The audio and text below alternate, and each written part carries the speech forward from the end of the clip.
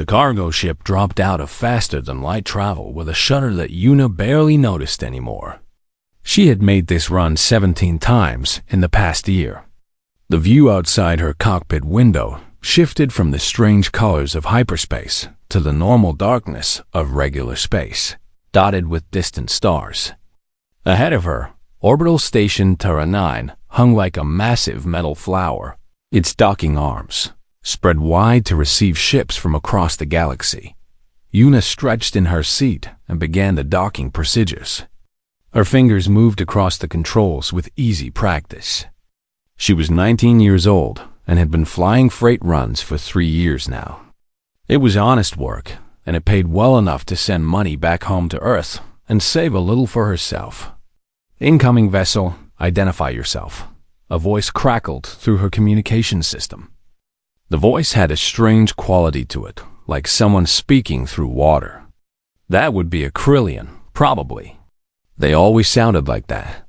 "This is the independent freighter Morning Star," Yuna replied. Her voice was soft and calm. "Carrying mineral cargo from the Deneb extraction sites. Requesting docking permission at Bay 7.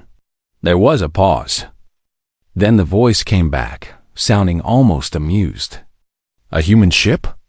You're a long way from your homeworld, little one.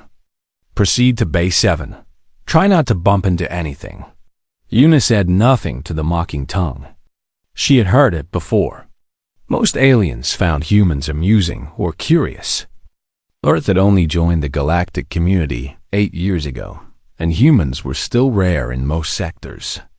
People stared at her wherever she went. Some were friendly. Others treated her like an exotic pet.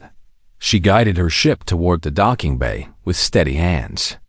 The station grew larger in her window until it filled her entire view. Metal walls, blinking lights, other ships coming and going like insects around the hive. She could see beings of dozens of different species moving behind windows and along external walkways. Terra 9 was a trading hub, neutral territory where anyone could do business as long as they followed the rules. The docking clamps seized her ship with a solid thunk. Yuna shut down the engines and began securing her cargo hold. She had 6 tons of refined titanium and rare earth elements in her hold, worth a considerable amount of credits. Her buyer was waiting somewhere on the station dot as she worked. Yuna thought about her brother Hyan. He was 5 years older and worked as a terraformer on a colony world 3 systems away. They sent messages to each other every week. He had been the one to encourage her to become a pilot, to see the galaxy, to make something of herself out here among the stars. Their parents had stayed on Earth, running a small farm in what used to be called Korea, back before the planet unified under one government after first contact. Yuna sealed her flight suit and opened the airlock. The station air rushed in, slightly cooler than she kept her ship. She stepped out onto the docking platform and looked around. The bay was busy. Cargo loaders moved past her, carrying containers on hovering platforms. A group of tall, thin aliens with blue skin stood nearby, arguing in a language that sounded like music. 2 robots rolled past, their sensors glowing. And standing by the bay entrance, wearing a security uniform, was a Krillian. He was massive, at least 7 feet tall, with thick gray skin that looked like stone. His forearms crossed over his broad chest as he watched the activity in the bay. When his eyes found Yuna, he walked over with heavy steps that made the metal floor ring. "Human," he said, looking down at her. "I am Vector, security chief for this bay section. I need to inspect your cargo manifest." Yuna handed him her datapad without complaint.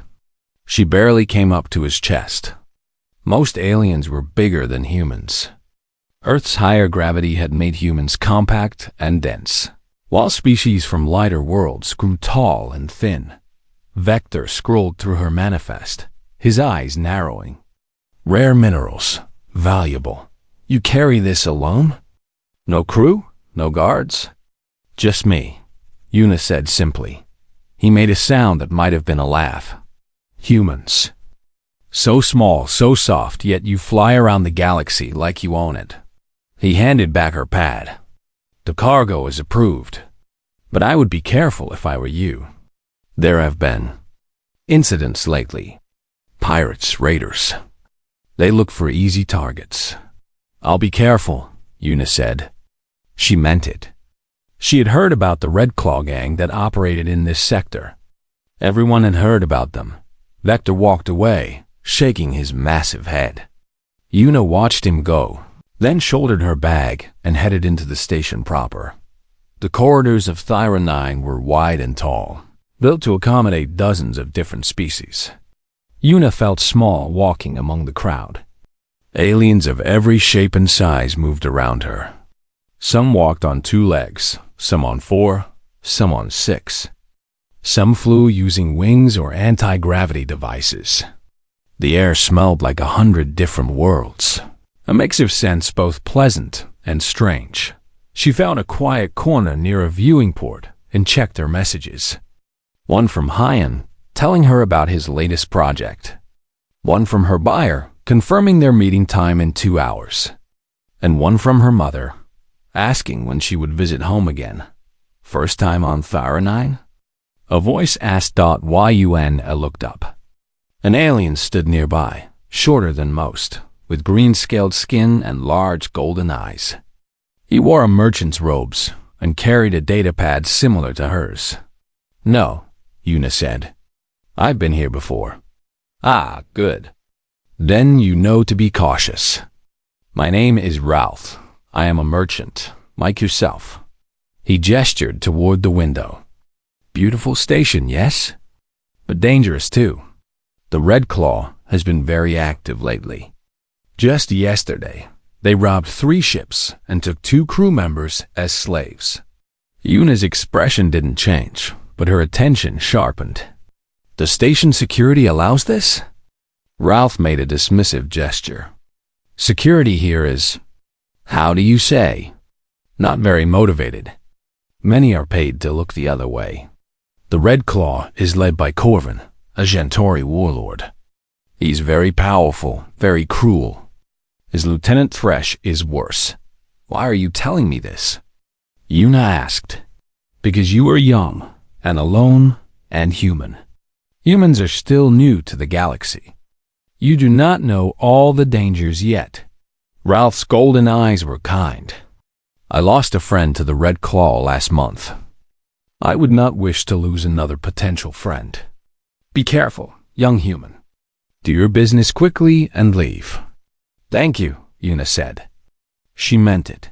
Ralph nodded and walked away into the crowd. Una stood by the window for a moment longer, looking out at the stars.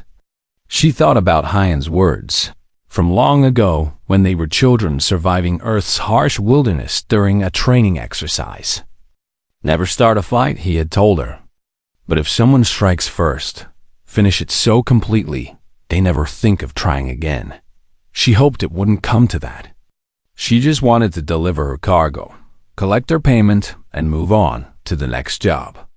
That was all she ever wanted. Simple, honest work. The station hummed around her, full of life and danger and opportunity. Somewhere in its corridors, the Red Claw was hunting. Una picked up her bag and headed toward the commercial sector to meet her buyer. She had 2 hours. She hoped that would be enough time. The meeting with her buyer went smoothly. A Drellian merchant named Costas paid her in full for the mineral cargo and even offered her a bonus if she could run another shipment next month. Una accepted politely and transferred the cargo codes to his datapad. It was good business, the kind that kept her flying. She spent the next hour restocking her ship's supplies. Food, water, fuel cells, air filters. The basic necessities of space travel. She bought everything from the station's automated vendors. Avoiding the crowded market where prices were higher and pickpockets were commandant as she was returning to her ship. Carrying the last of her supply boxes, Una noticed something was wrong. The docking bay was too quiet. The usual activity had stopped. The cargo loaders had disappeared. The few workers who remained were backing away toward the exits, their faces showing fear. Then she saw why. A group of aliens was entering the bay through the main corridor. There were at least 20 of them, maybe more. They wore mismatched armor and carried weapons openly. At their center walked a massive Gentari, his red skin marked with battle scars, and his 4 arms carrying different weapons.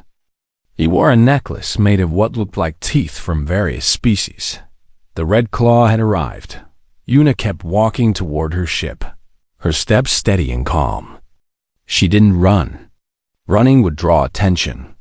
She kept her eyes forward, and her breathing even, just like Hyan had taught her when they were children encountering dangerous animals in Earth's wilderness. Don't show fear. Don't show weakness. Move with purpose. But it was too late. One of the gang members, a shorter alien with blue-gray skin and mechanical enhancements on his arms and legs, pointed directly at her. "Boss," he called out. "Look at that one. A human. And she's alone." The massive Gentari turned his head. His eyes, black and cold, focused on Yuna. A smile spread across his face, showing too many sharp teeth. Wow, he said, his voice deep and rough like grinding stones. "What do we have here?" A little human, so far from her Deathworld. He began walking toward her, his gang following. "I am Corvin. Perhaps you have heard of me?" Yuna stopped walking. She set down her supply box carefully and faced them. She was surrounded now. The gang had spread out, blocking all the exits. Behind Corvin, she could see the mechanical alien, who must be Thresh, his lieutenant. "I've heard of you," Yuna said quietly. Corvin laughed, a sound like rocks breaking. Good. Then you know how this works. You give me your cargo codes, your ship access, and all your credits. And if you are very lucky and very cooperative, I might let you keep your life. We can always use another slave." Around them, the few remaining station workers had fled entirely. Yuna could see a security camera on the far wall, its red light blinking. Security was watching this happen. They were doing nothing. "No," Yuna said. The word fell into silence. Several gang members looked at each other in confusion. Corvin's smile faded. "What did you say?" he asked. I said no. Yuna's voice remained calm and soft. "This is my ship. My cargo, my earnings. You can't have them." Thresh stepped forward, his mechanical limbs whirring. "Boss, let me teach this little pink thing some manners. Humans think they're tough because they come from a Deathworld. But she's tiny, soft. Look at her." He gestured at Yuna with contempt. "She probably weighs less than my arm." Corvin studied Yuna with interest. "Your world, Earth. I have heard stories. They say it is a nightmare planet. Poisonous plants, venomous animals, diseases that kill in days, weather that shifts from burning heat to killing cold. They say everything on your world is trying to kill you, yet somehow your species survived." He tilted his head. "Looking at you, I find that hard to believe. You look so fragile." "Believe what you want," Yuna said. She turned to walk away. That was when Thresh struck her. His mechanically enhanced fist came from the side, powered by hydraulics and servos. It was a blow meant to intimidate, to hurt, perhaps even to kill. The metal gauntlet caught Yuna across the left side of her face with a sound like a hammer hitting meat. Yuna's head snapped to the side. She stumbled, her feet scraping the metal floor. For a moment she stood there, bent slightly, her dark hair falling across her face. Blood ran from her split lip, dripping onto the floor. The entire cargo bay went absolutely silent. Slowly, very slowly, Yuna straightened. She reached up and touched her lip with her fingers, looking at the blood. Her left cheek was already swelling, turning dark with a bruise. Any normal alien from a lighter gravity world would have had broken bones from such a hit. would have been unconscious or dead. Una was still standing. She turned her head and looked at Thresh. Her eyes had changed. They were no longer warm and soft. They were cold, empty, like looking into deep space where no light reached. Her face showed no expression at all. She said nothing. Not a word. Not a threat. Not a cry of pain. Nothing. Then she turned away from the gang and walked toward her ship. Her steps were steady, unhurried. Blood continued to drip from her lip, leaving a trail of small red drops on the gray floor. The gang members watched her go, confused. Corvin frowned. Thresh looked at his fist, then at Una's retreating back as if trying to understand what had just happened. "That's it?" one of the gang members said. "She's just leaving?" "The human is scared," another one said. "She knows she can't fight us." Thresh laughed, a harsh mechanical sound. "See, boss? Humans are weak. All that talk about Deathworlds is just stories." She took one hit and ran away like a Una reached her ship's airlock. She entered her access code. The door hissed open. She stepped inside without looking back. The door sealed behind her with a heavy thunk through the airlock's small window. The gang could see her shadow moving inside. Then the lights in her ship changed from docking mode to active status. The engines hummed to life. Corvin walked closer to the ship, studying it. "She thinks she can leave?" "Lock down her ship. We'll cut our way in if we have to." Thresh was still laughing. "A human girl. One little human girl, and she thinks she can refuse us. This will be fun, boss. Can I be the one to break her?" "In 6 hours," Corvin said. "We give her 6 hours to think about her situation, to understand how much trouble she's in. Fear makes them more cooperative. Then we breach her ship and take everything. And we take her too. A human slave would fetch a good price."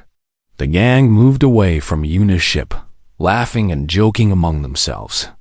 They took up positions around the bay, blocking all exits. Some sat down to play games. Others checked their weapons. They were in no hurry. Where could one small human girl go? High in the bay's control room, Vector watched through the security cameras. He saw the blood on the floor. He saw Una's sealed ship. He saw the Red Claw gang settling in to wait. One of his junior officers looked at him. "Sir, shouldn't we do something? That human is in danger." Vector turned away from the screen. "The Red Claw owns this station in all the ways that matter. We do nothing. The human made her choice when she refused them. Whatever happens next is not our problem." Down in the cargo bay, Una sat in her pilot's chair. She hadn't turned on any lights inside her ship. She sat in darkness, not moving, her face still showing no expression. The blood had stopped flowing from her lip, but the bruise on her cheek was spreading, turning her pale skin purple and black. Her hands rested on the arms of her chair. They were not shaking. Her breathing was slow and even. In the darkness of her ship, her eyes were still cold and empty.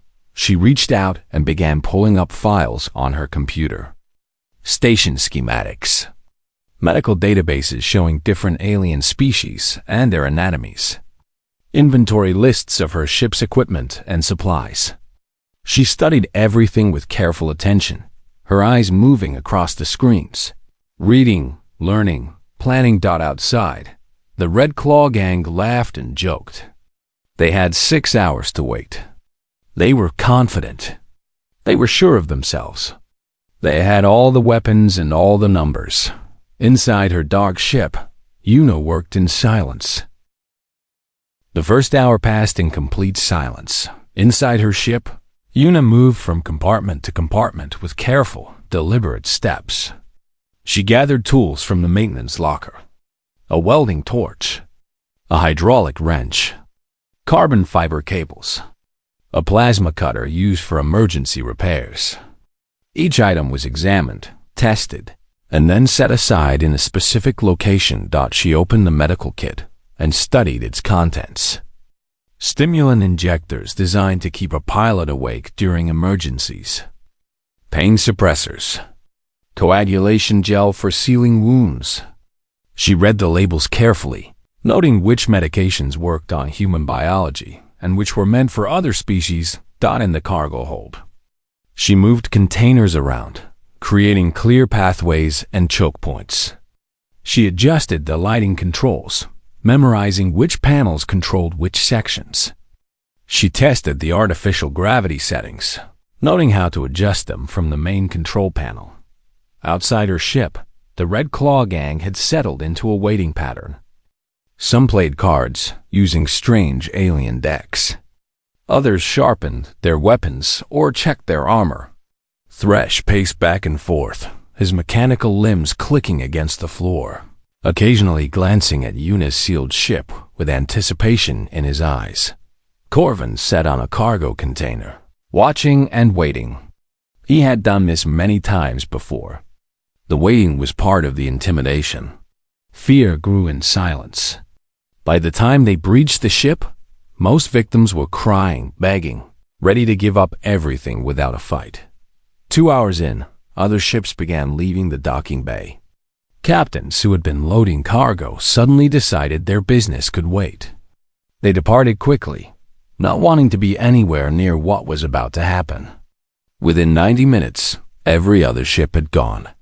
Only Yuna's morning star remained, dark and silent. 3 other humans on the station heard about the situation. A trader named Bora tried to contact Yuna through the communication system.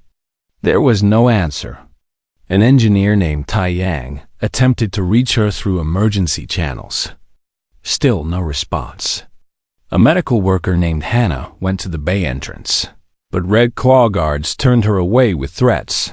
The humans knew better than to push further. They sent urgent messages to the human embassy, but the nearest human authorities were days away.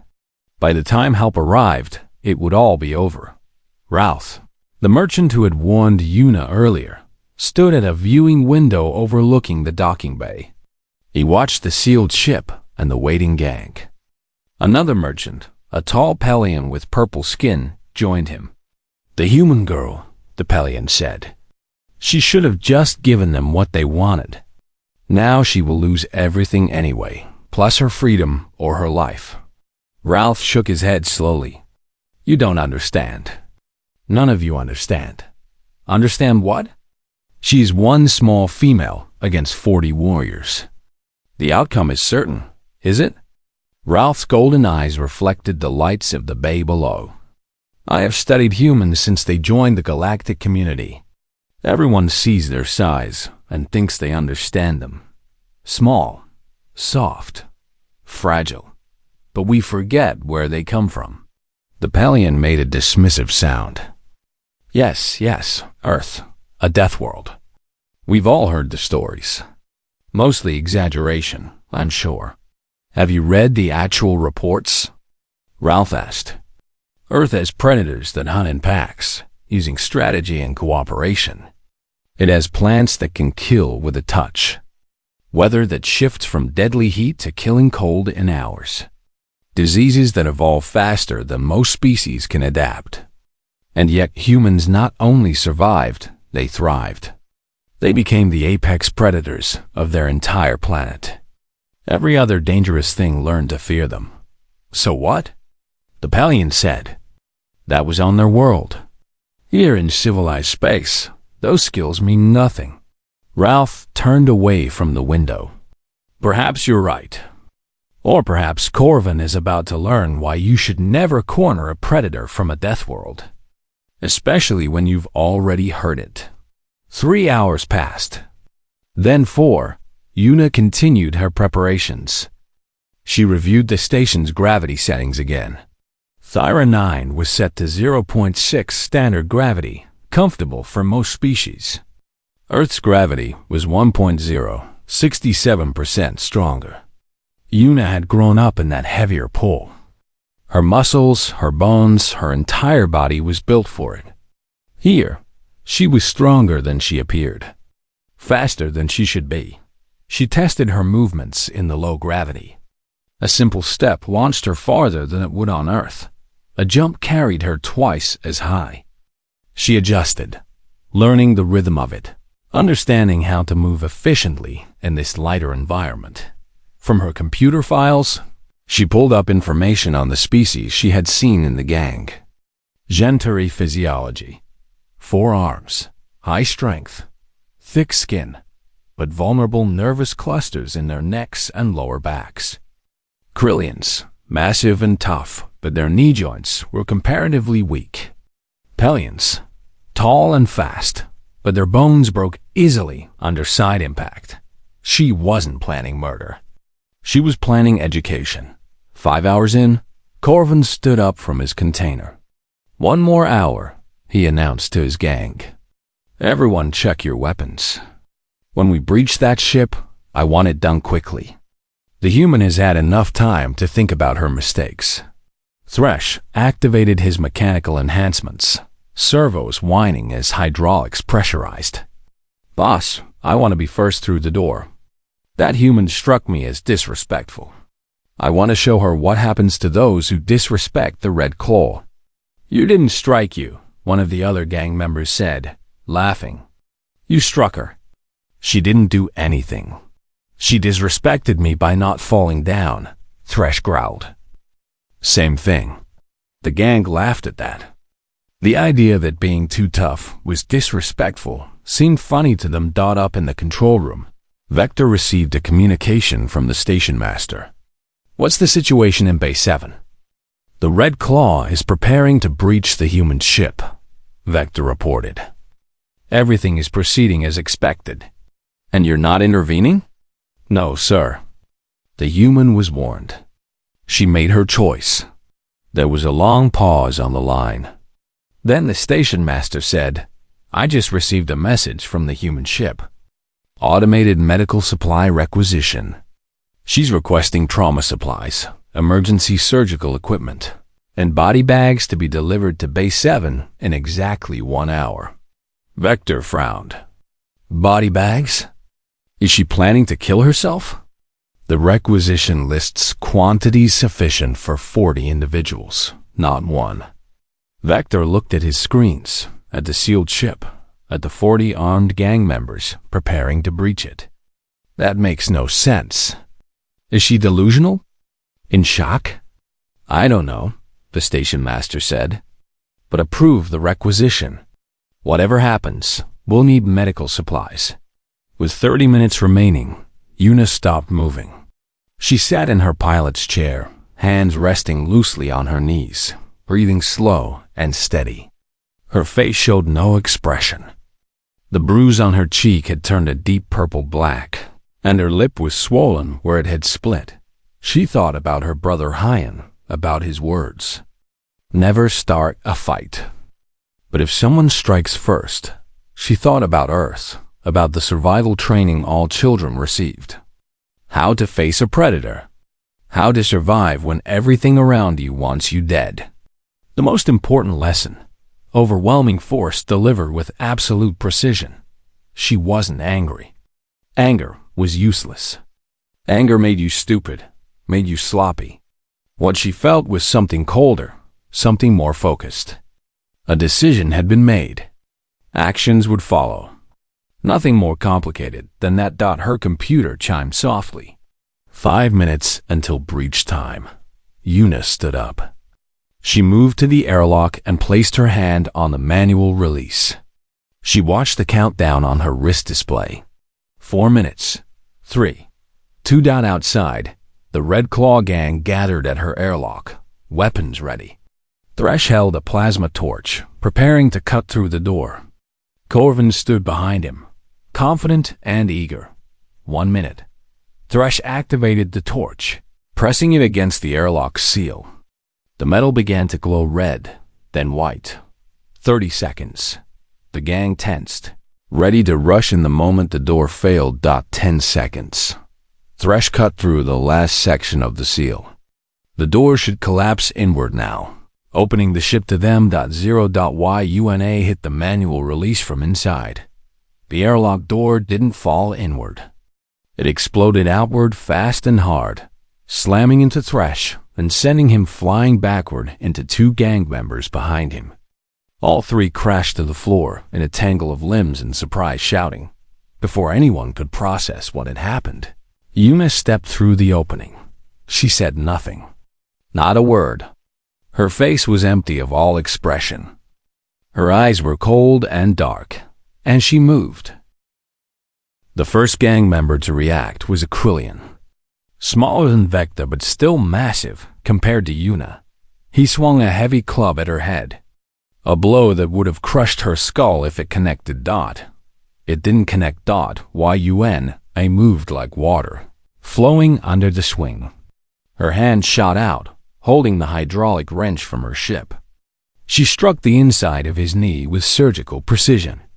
The joint buckled backward with a wet cracking sound. The Krillian dropped, howling in pain.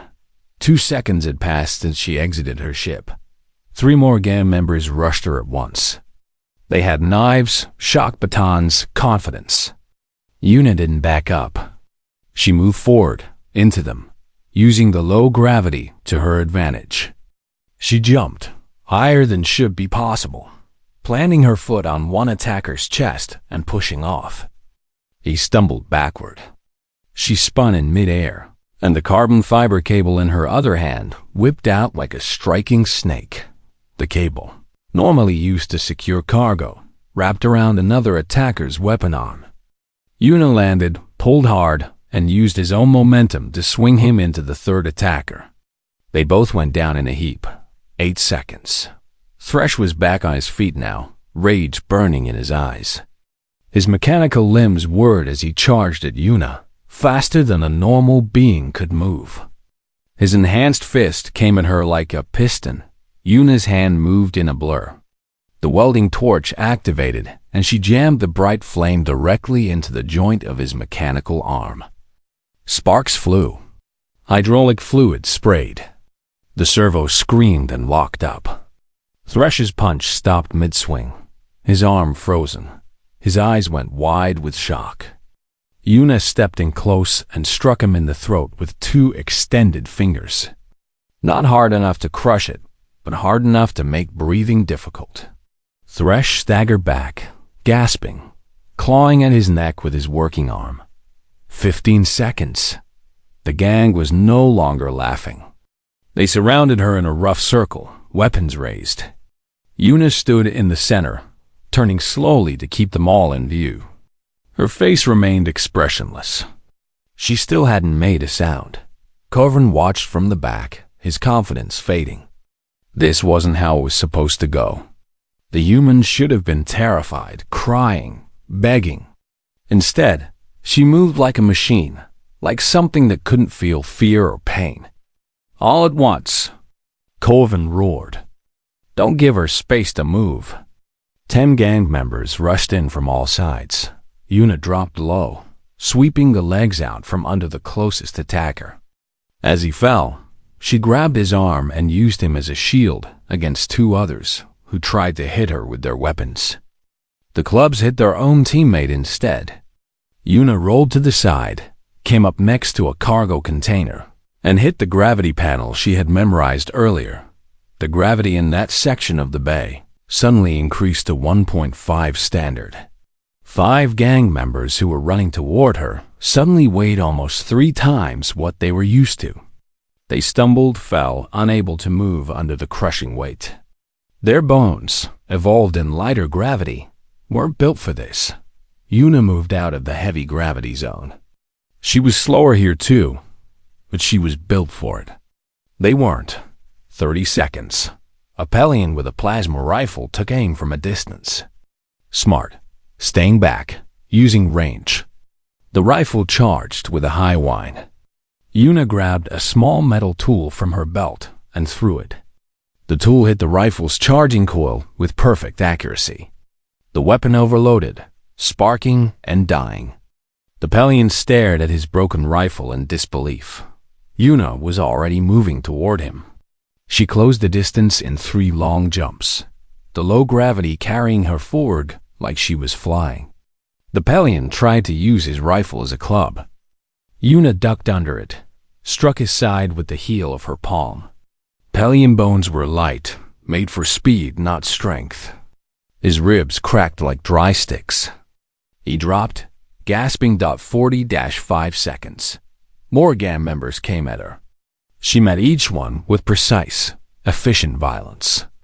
A strike to a nerve cluster. A joint bent the wrong way. A blow to vulnerable spots that her research had identified. She didn't waste movement. Every action had a purpose. Every strike was calculated. A gang member with 4 arms tried to grab her. She slipped between his hands, too fast, too small a target. Her elbow caught him in his vulnerable neck cluster. He dropped like a stone. Another tried to shock her with an electric baton. She grabbed his wrist, redirected the baton into another attacker, then swept his legs and let him fall onto his own weapon. She fought like someone who had spent her entire life learning how to survive impossible odds. Because she had. Every human had. Earth taught hard lessons, and those who learned them lived. 1 minute. Corvin finally moved forward. He was done watching. He was the leader, the strongest, the most feared. He would end this himself. His 4 arms came at Yuna from different angles, impossibly fast for something so large. He had combat enhancements too, biological ones that made him faster and stronger than his species' baseline. He had killed beings twice Yuna's size with his bare hands. Yuna didn't try to block all 4 arms. She couldn't. Instead, she did something unexpected. She moved toward him, inside his reach, where his longer arms lost leverage. She dropped under 2 of his punches, deflected a 3rd with her wrench, and took the 4th one on her shoulder. The impact would have shattered a normal being's bones. Yuna's body was compressed, dense from growing up in higher gravity. The blow hurt, but nothing broke. She ignored the pain. Pain was information, nothing more, and struck at Corvin's lower back with the plasma cutter, still hot from earlier use. Corvin roared as the heat burned through his thick skin. His nervous system, concentrated in clusters along his spine, lit up with pain signals. His lower arms went numb. Yuna hit the same spot again with the heavy end of her hydraulic wrench. Corvin's legs buckled. He tried to stay standing, but his nerve clusters were overloaded. His brain was receiving too many pain signals at once.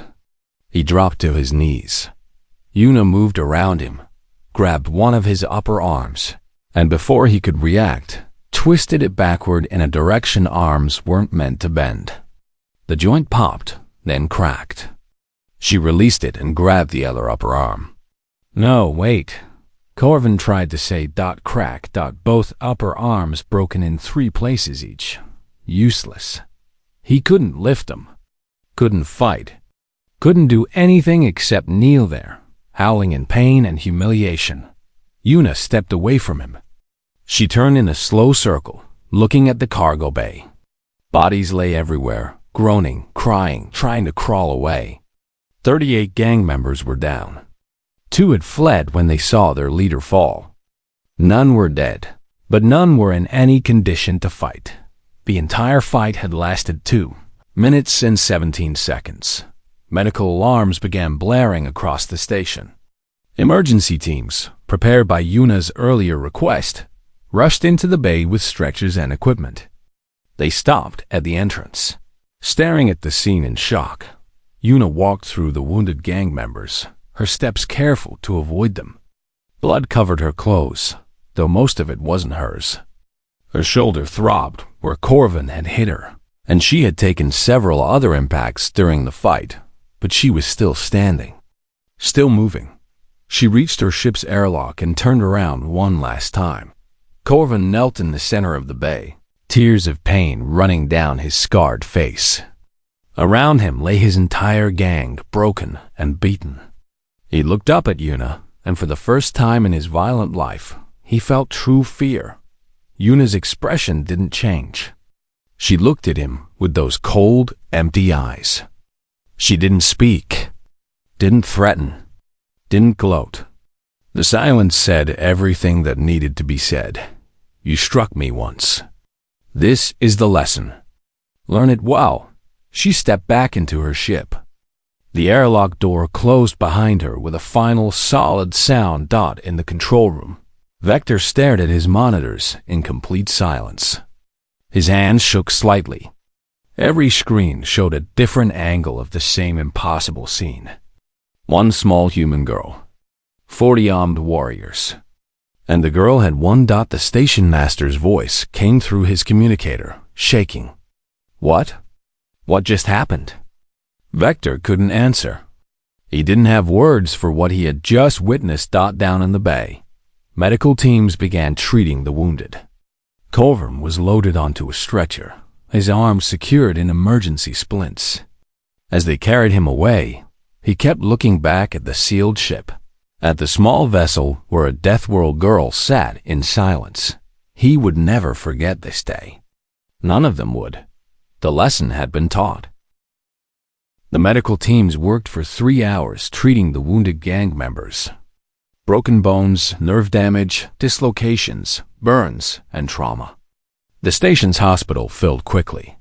Doctors from 6 different species worked together, confused by the similar nature of all the injuries.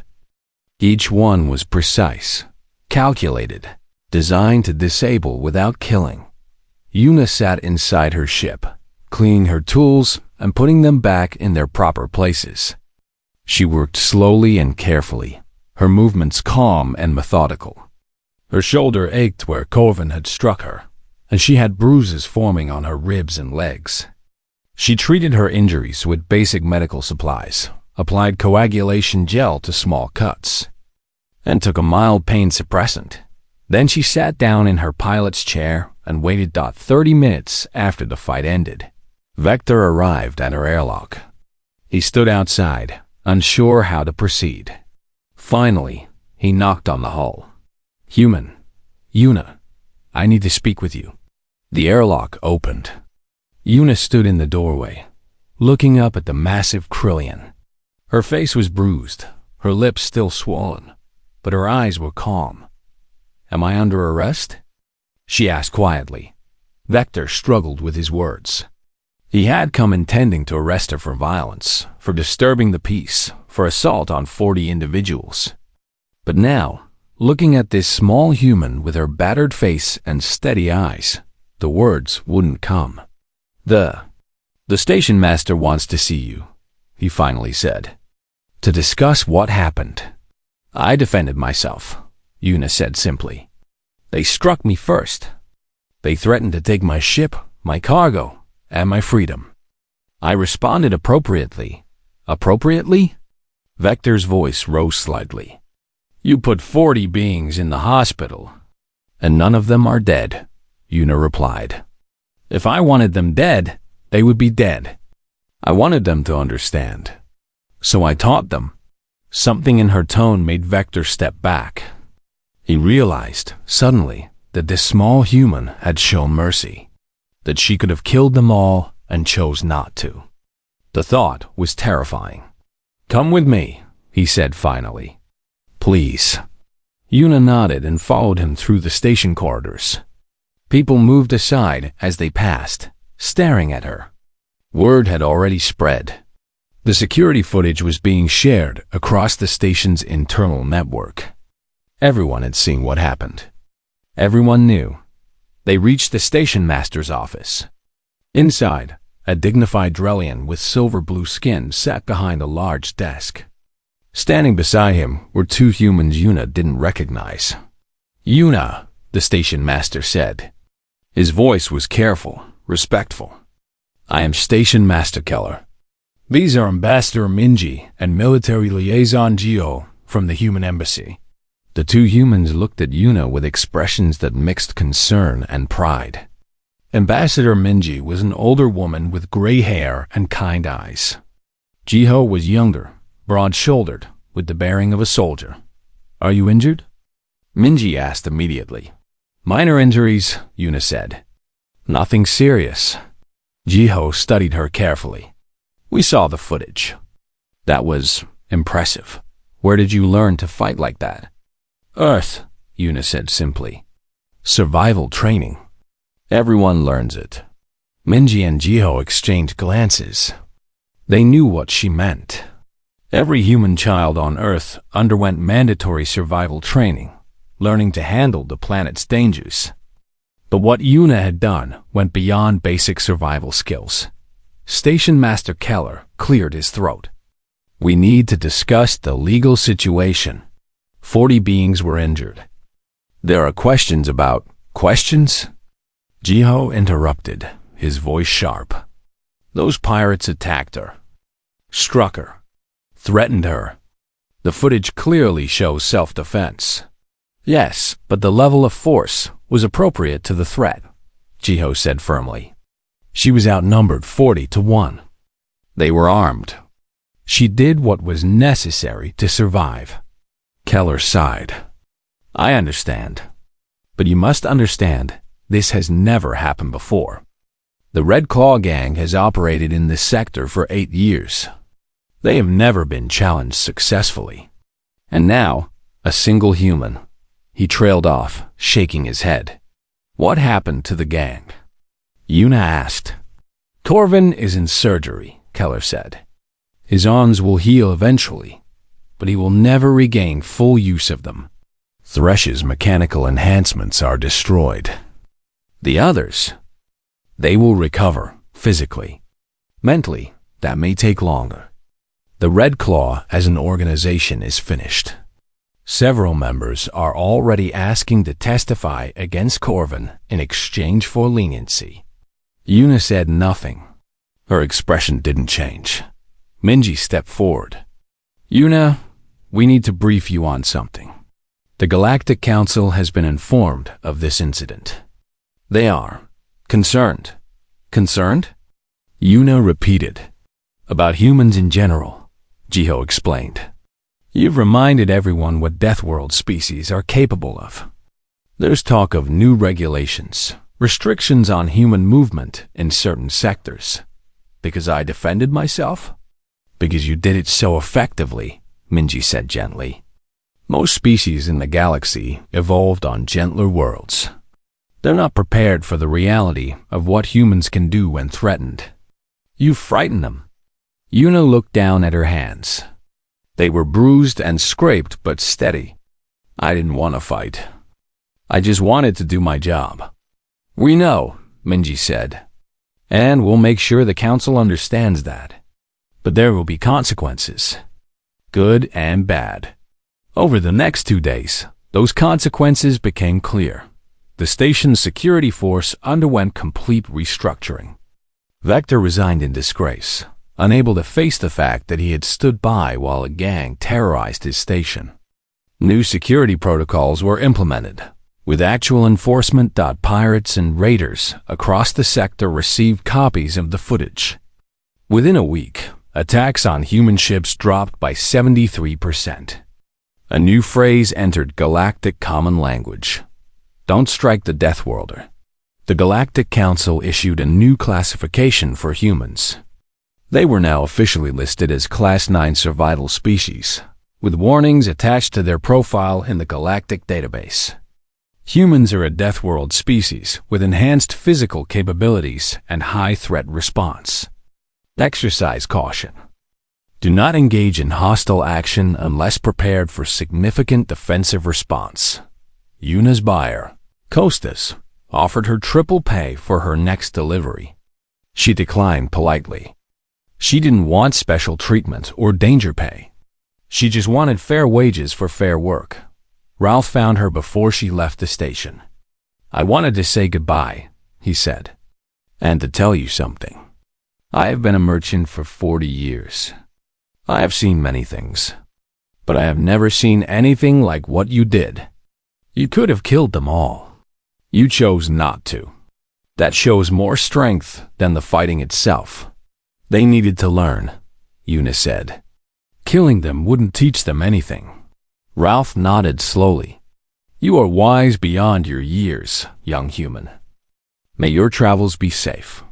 On her last evening on the station, Yuna received a message from her brother Hyan. She read it in her ship, sitting in her familiar pilot's chair. Yuna, I heard what happened. The news has spread to every human colony. People are calling you a hero. But I know you. I know you didn't want any of this. I know you just wanted to do your job in peace. I'm sorry the galaxy forced you to show them what we're capable of. But I'm proud of you. You survived. You protected yourself. That's what matters. Come visit when you can. I miss you. Love, Hyan.Yuna read the message 3 times. Then she typed a short reply. I'm not a hero. I'm just a freight pilot who had a bad day. But it's over now. I'll visit soon. Miss you too. Love, Yuna. She sent the message and began her pre-flight checks. Another human on the station. The trader Bora sent her a message. There's talk about you. People saying humans are too dangerous. That we shouldn't be allowed in civilized space. Yuna thought about that for a long moment before replying. We're not dangerous. We're just from Earth. There's a difference. We don't want to hurt anyone. We just want to live and work like everyone else. But if someone threatens us, if someone tries to take what's ours, if someone strikes us, then yes, we'll respond. That's not being dangerous. That's being from a place where you learn to survive. She launched from Thera 9 at dawn station time. Her ship lifted smoothly from the docking bay, past the spot where her blood had stained the floor, past the place where 40 gang members had learned what it meant to strike a Deathworld girl Dot as she accelerated away from the station. Heading for the jump point to hyperspace, Yuna looked at Earth coordinates in her navigation computer. Home was far away, but it was always with her. In her reflexes, her instincts, her understanding that the universe was dangerous and you survived by being tougher than the danger. She didn't think of herself as special. Every human carried the same legacy, the same survival skills honed across millions of years on a planet that tried to kill them every day. She had just been the one forced to demonstrate it. 6 months later, pirate activity in that entire sector had dropped by 73%. Stations that had once been plagued by gangs were now peaceful. The footage of Yuna's fight was used in security training across dozens of worlds and on distant Earth. In a small farm where her parents still worked the land, fighting against weeds that could poison and insects that could kill, they smiled when they heard the news. Their daughter had survived, just like they had taught her, just like Earth had taught all of them. Yuna continued her freight runs, quiet and professional. She never spoke about that day on Thera 9. She didn't need to. The lesson had been taught. The galaxy had learned. And she was free to do what she had always wanted: honest work, fair pay, and the long road between the stars.